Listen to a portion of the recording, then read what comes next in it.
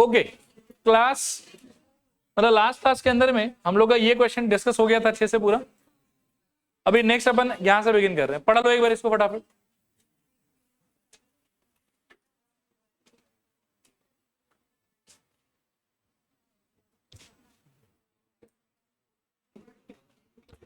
चलो ठीक है, मैं डिस्कस कर देता हूं। देखो एक बार ध्यान से, रास्ते में कितना आलू रखा हुआ है ये बताओ।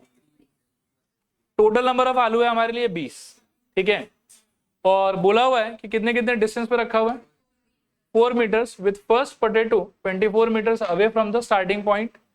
A contestant is required to bring the potatoes to the starting place one at a time. How far would she या he run in bringing back all the potatoes? Situation एक बार डिस्क्राइब करके समझा सकते हो मुझे कि क्या हुआ होगा। मतलब देखो मैं हल्का हल्का ड्रॉ कर रहा हूं, अगर कुछ कंफ्यूजन हो तो पूछना। हाँ, ये मान लो कि आपका वो रोड है या पाथ है जहां सारा आलू प्लेस किया हुआ है। हाँ, ये है सपोज करो स्टार्टिंग पॉइंट ए, जहां पर आपका पार्टिसिपेंट खड़ा है। ध्यान से सोचना, ठीक है। पहला आलू जो है वो कितने डिस्टेंस पे बताओ, 24 मीटर पे। यहां पे पोटैटो नंबर 1 रखा हो। पोटैटो नंबर 2 कहां पे होगा, यहां से 4 मीटर आगे पोटैटो नंबर 2, ये portion 4 metre. Next potato number 3, ये डिस्टेंस फिर से 4। ये वाला पोटैटो नंबर 4 डिस्टेंस कितना 4, और ये ऐसे चलता जाएगा। और टोटल कितने पोटैटो तक चलेगा ये, P20 तक। अब ना आप थोड़ा सा लॉजिक को समझने का ट्राई कर रहे हैं कि इस इंसान को दौड़ के जाना है, एक पोटैटो उठाना है, और ऐसा नहीं कि सीधा आगे की तरफ दौड़ने लग गया। सारा पोटैटो ये एक बार में नहीं ला सकता, ठीक है। इसको जाना है, ये वाला पोटैटो पिक करना है, यहाँ ला ड्रॉप करना है, फिर ये नेक्स्ट पोटैटो के लिए फिर से भाग के जाएगा, फिर से उसको उठा के लाएगा, ड्रॉप करेगा, और ये चीज कंटिन्यू करेगा सारे के सारे 20 पोटैटो के लिए। आपको बताना है कि ऐसा करने के दौरान ये टोटल कितना डिस्टेंस दौड़ेगा, ठीक है। तो फर्स्ट पोटैटो जब ये पिक और कलेक्ट करके यहाँ ड्रॉप कर देगा तो ओवरऑल ये डिस्टेंस कितना चला होगा, थोड़ा देखते हैं। एक बार ये आगे की तरफ जाएगा कितना मीटर, 24, और वो पोटैटो लेके ये पीछे की तरफ आएगा, ये भी कितना 24।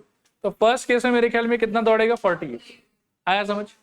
सेकेंड पोटैटो के लिए देखो वापस से, ये पहले यहां से आगे की तरफ दौड़ेगा पिक करने के लिए और फिर ड्रॉप करने के लिए। कितना कितना बताओ, 28, और यहां पर भी 28, तो कितना आ जाएगा बताओ, 56।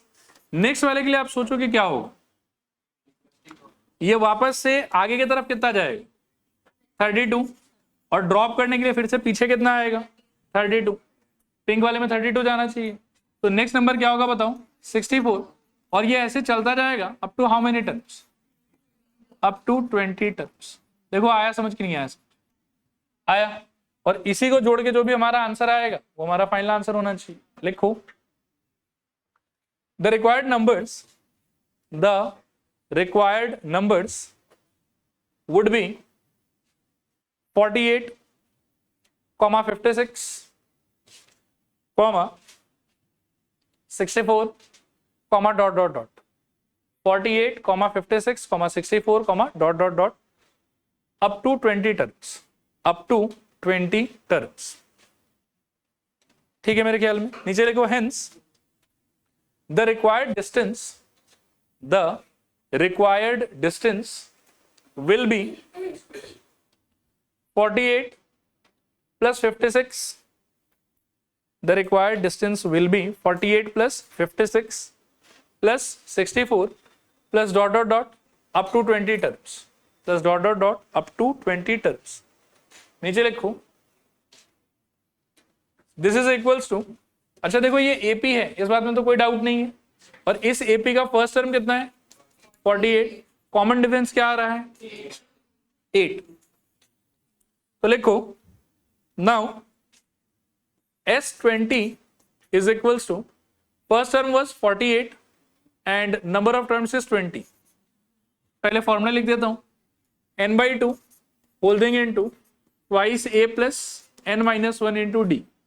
तो यहां के हिसाब से हो जाएगा 20 टर्म है तो 20/2 होल थिंग इनटू क्या 2 इंटू 48 प्लस n-1 इंटू कितना था कॉमन डिफरेंस 8, या n के जगह पर भी आप नंबर पुट कर सकते हो, कितना हो जाएगा यहाँ पे 20 - 1 इंटू 8। अब सॉल्व करोगे तो ये कट के आ गया 10, दिस इक्वल्स टू 10 इंटू ये कितना आ जाएगा 96, और 19 इंटू 8 कितना आ जाएगा 152, ठीक है। और जोड़ोगे तो कितना आ जाएगा 248 इंटू 10, तो फाइनली 2480 मीटर, ठीक है, 2480 मीटर। अगले सवाल की तरफ चल रहे हैं, पढ़ो इसको।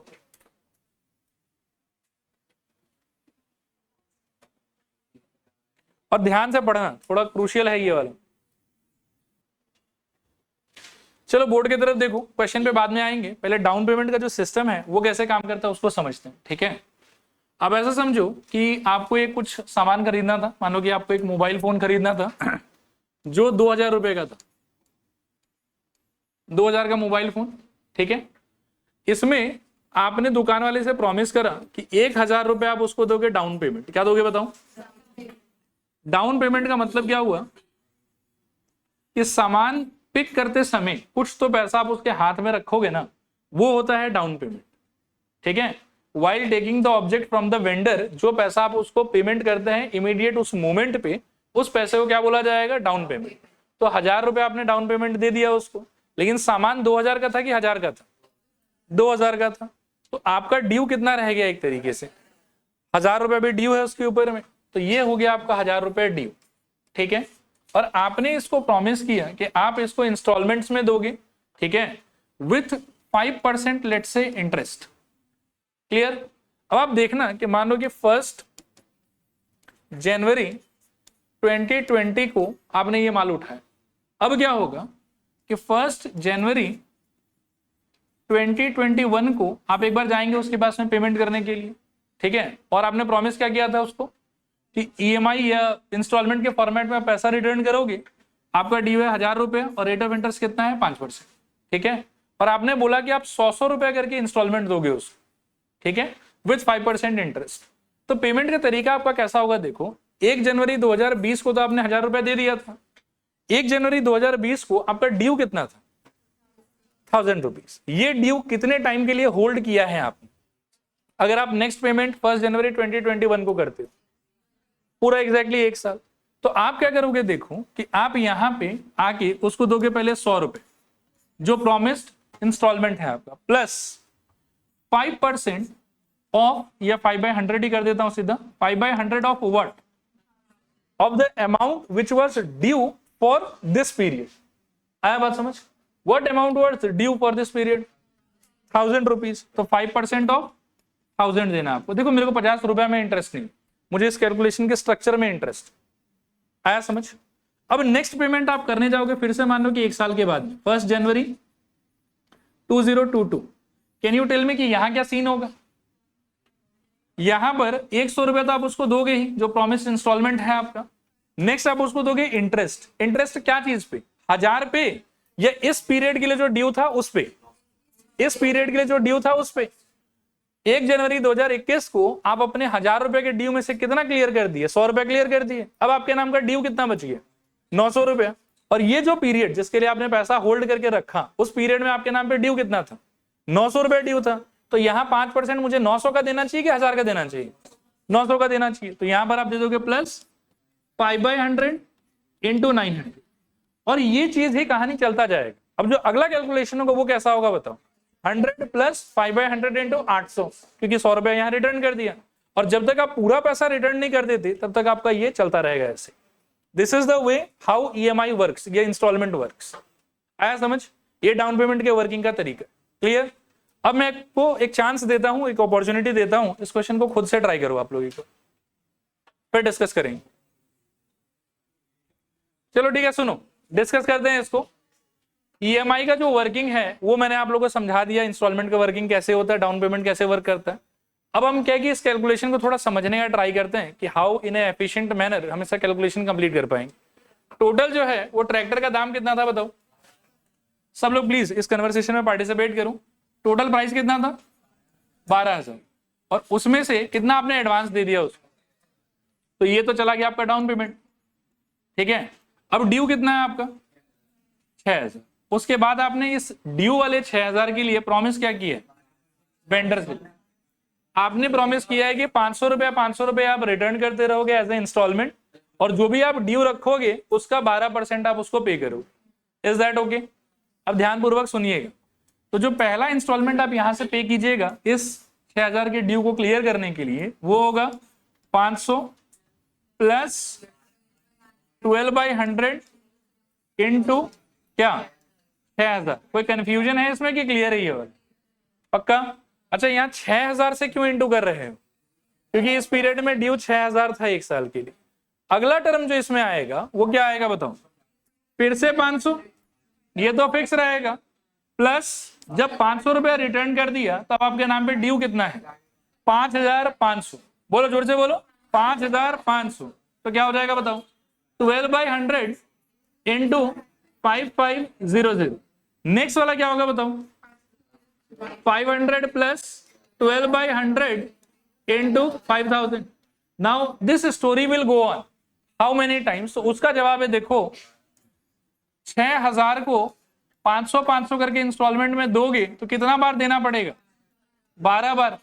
तो this will continue how many times? Times. तो अब मेरे को देखो, जो टोटल पैसा मैंने पे किया ना उसका कैलकुलेशन अगर मैं करूं तो देखो कैसे होगा, ध्यान से सोचना। हाँ, सबसे पहले ये 6000 मैंने उसको दिया, शुरू में दे दिया तो क्या हुआ? दिया तो पहले आ जाएगा ये 6000, ठीक है।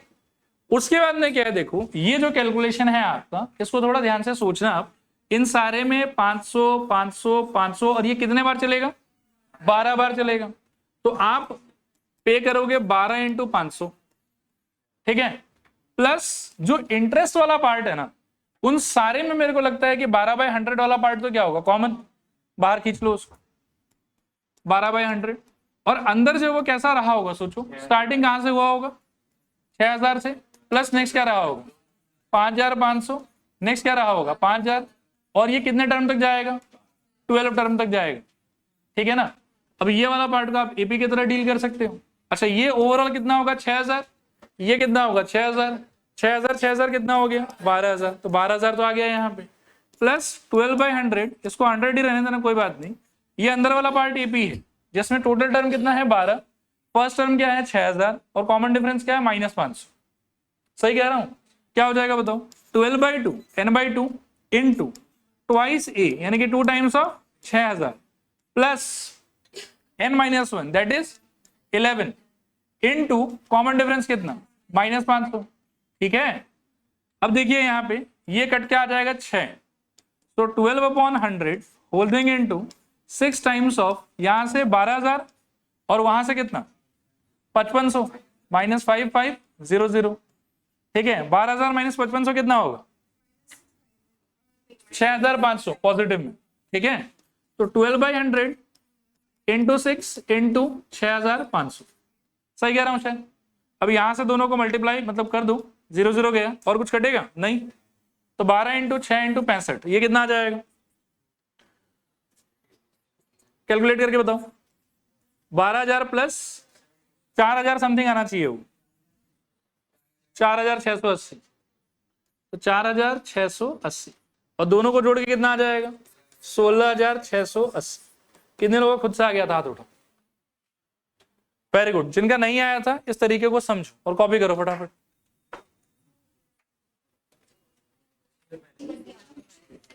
अगला क्वेश्चन देखो एक बार, पढ़ो।